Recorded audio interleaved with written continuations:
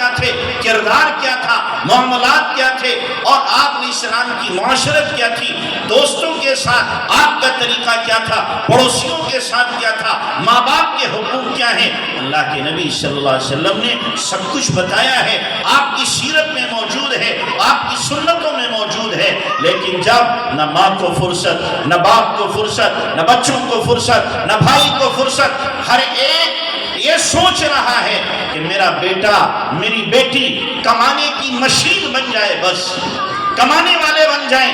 بچیوں کو ڈگریاں کیوں دلائی جا رہی ہیں؟ پہلے سے یہ ذہن خراب ہو چکا اور پہلے سے دل کے اندر گرا لگ چکی ہے کہ اگر برا وقت آ گیا تو کما کے کھا لے گی۔ پہلے سے ذہن بنایا برا وقت آ گیا تو کما کے کھا لے گی۔ اللہ نے عورت پر کمائی رکھی ہی نہیں ہے تو کیوں کمائے گی وہ؟ تو اس لیے اپنے ذہن کو صاف رکھو۔ ہمیں اس لیے نہیں پڑھانا بچیوں کو کمائیں گی، کمانے کی ذمہ داری مردوں پہ ہے، خواتین پر نہیں ہے۔ اس لیے میری ماں بہنوں، اپنی بچیوں کو ضروری طور پر جتنا ضروری ہے پڑھاؤ، اس کے بعد رخصت کرو کہ جائیں اپنے شوہروں کے پاس میں۔ ہماری عزت ہماری بیٹیاں ہیں، ہماری بیٹیاں ہیں۔ اگر ہماری بیٹیاں گھر سے نکل جاتی ہیں، ہماری عزت پر پٹا لگ جاتا ہے، داغ لگ جاتا ہے جس کو کبھی مٹایا نہیں جا سکتا۔ آپ قرآن اٹھاؤ، قرآن میں اللہ نے کیا فرمایا ہے کہ حضرت مریم جب حضرت عیسیٰ علیہ السلام کو لے کر کے آئیں تو قوم نے کیا کہا؟ یا اخت ہارون، او ہارون کی بہن۔ بھائی پر پٹا لگایا، او ہارون کی بہن۔ ما کان ابوک امرأ سوء، تیرا باپ تو برا آدمی نہیں تھا، یہ کیا تو نے کیا؟ بغیر باپ کے بچے کو لے کے آ گئی۔ ما کان ابوک امرأ سوء وما کانت امک بغیہ، اور تیری ماں بھی بدکارہ نہیں تھی، تو نے یہ کیا کیا ہے؟ آپ دیکھیں کر رہی ہے مریم، بدنام کون؟ بھائی بدنام ہو رہا، باپ بدنام ہو رہا، ماں پر بٹا لگ رہا ہے۔ ایک بچی کا غلط قدم اٹھتا ہے، خاندان بدنام ہو جاتا ہے۔ تو اس لیے اپنی بچیوں کی حفاظت کرو دینی تربیت کے ذریعے سے، دینی تربیت کرو، دینی ذہن سازی کرو، اور ان کے دل و دماغ میں دین کو بٹھا دو، اور اتنی عظمت بٹھا دو کسی حال میں بھی اپنے ایمان کا سودا کرنے کے لیے تیار رہ سکے۔ تربیت کس کو کہتے ہیں آپ کو نہ معلوم ہو؟ تربیت کس کو کہتے ہیں؟ ایک ایک بات پر اس کی نظر رکھی جائے، ایک ایک نقل و حرکت پر نظر رکھی جائے۔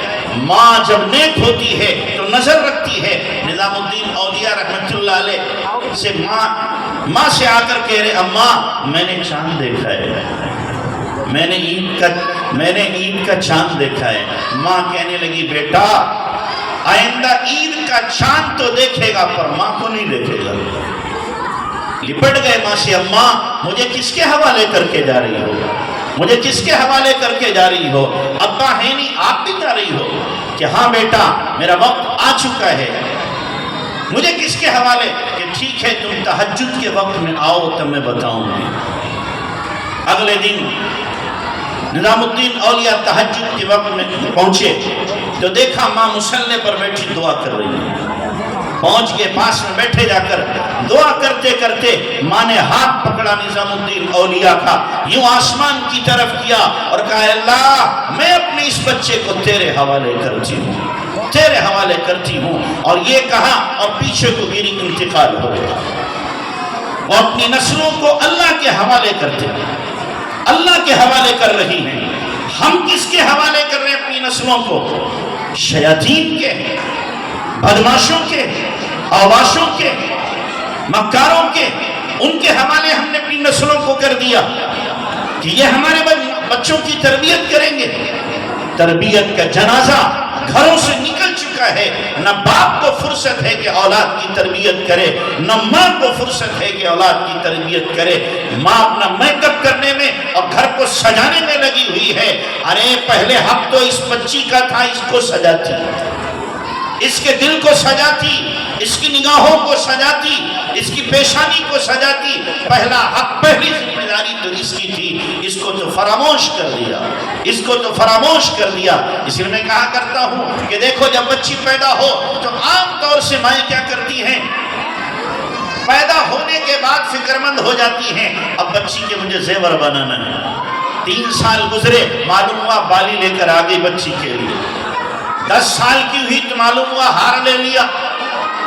12-13 साल की हुई तो पूरा सेट खरीद के ले आई। होते होते जब 16, 17, 20 साल की होती है तो माँ सारे जेवरात बच्ची के ला के घर पे रख लेती है। सारे जेवरात कि इकट्ठा नहीं लिया जा सकता, धीरे धीरे खरीद लो। और जब रुखसती का वक्त आता है, जिस्म के सारे जेवरात से वो बच्ची लदी होती है, एक एक अंग का जेवर उसके पास होता है। मैं पूछता हूँ, ऐ माँ, तूने सारे जेवर तो दिए, कान का, नाक का, पेशानी का, हाथों का, पैरों का, सबका जेवर दे दिया, लेकिन एक जेवर दिया तूने, दिल का जेवर दिया इस बच्ची को। दिल का भी तो कोई जेवर है। दिल का जेवर है अल्लाह रसूल की मोहब्बत, दिल का जेवर है आखिरत की फिक्र, दिल का जेवर है ईमान की आजमत। माँ ने अगर दिल का जेवर नहीं दिया तो याद रखें, मैं कहूंगा ये माँ अपनी बच्ची को नंगा भेज रही है। कोई जेवर इसके पास नहीं है अगर दिल का जेवर इसने नहीं लिया है। अगर अल्लाह से मांगना नहीं सिखाया, मुसल्ले पर बैठना नहीं सिखाया, अगर इस माँ ने खुदा के सामने हाथ उठाना नहीं सिखाया, इस बच्ची पर जब कोई उफ्ताद आएगी, परेशानी आएगी, तो माँ बाप का आकर के सर खाएगा। जब इसको ससुराल में सताया जाएगा तो माँ से कहेगी, माँ किन जालिमों के हवाले तुमने मुझे किया है। बाप से कहेगी, अब्बा जो हमारा ससुर है ये बड़ा दरिंदा है, मेरे देवर हैं मुझे सताते हैं, शौहर मेरी तरफ तवज्जो नहीं करता। माँ बाप को आके अजियत देगी, परेशान करेगी, उल्टी सीधी सुनाएगी। और अगर माँ ने दिल का जेवर दिया था, अल्लाह से ताल्लुक दिया था, मुसल्ले पर बैठना सिखाया था, तो अब यही बच्ची क्या करेगी? जब इसको ससुर सताए, सास सताए, नंदे सताए, जेठ सताए, न बाप से कहेगी न माँ से कहेगी, बल्कि सीधा रात की तन्हाई जब सन्नाटा हो जाएगा, सब सो जाएंगे, ये वजू करेगी, मुसल्ला बिछाएगी, 2 रकात नमाज पढ़ेगी और फिर अल्लाह से कहेगी, मेरे अल्लाह तमाम इंसानों के दिल तेरे कब्ज़े में। मेरी सास का दिल, ससुर का दिल, नंदों का दिल, जेठ का दिल, देवर का दिल, सबके दिल तेरे कब्जे में है। मौला मेरे ससुर का दिल मेरे बाप जैसा बना दे। ए अल्लाह मेरी सास को मेरी माँ जैसा बना दे, मेरी नंदों को मेरी बहनों जैसा बना दे, मेरे देवरों को छोटे भाई जैसा बना दे, मेरे जेठ को बड़े भाई जैसा बना दे। अल्लाह से कहेगी, 1 दिन कहेगी, 2 दिन कहेगी, महीना भर कहेगी, साल भर कहेगी, कहती रहेगी, बाप से या माँ से नहीं कहेगी। क्यों? वो कहेगी, अल्लाह दिल तो तेरे कब्जे में है, मेरे बाप के, मेरी माँ के कब्जे में नहीं है। इन्ना कुलूब बनी आदम बैन इस्बइर रहमान युकल्लिबुहा कैफ़ यशा। तमाम इंसानों के दिल अल्लाह की 2 उंगलियों के बीच में है, अल्लाह जैसे चाहे उलटता पुलटता रहता है।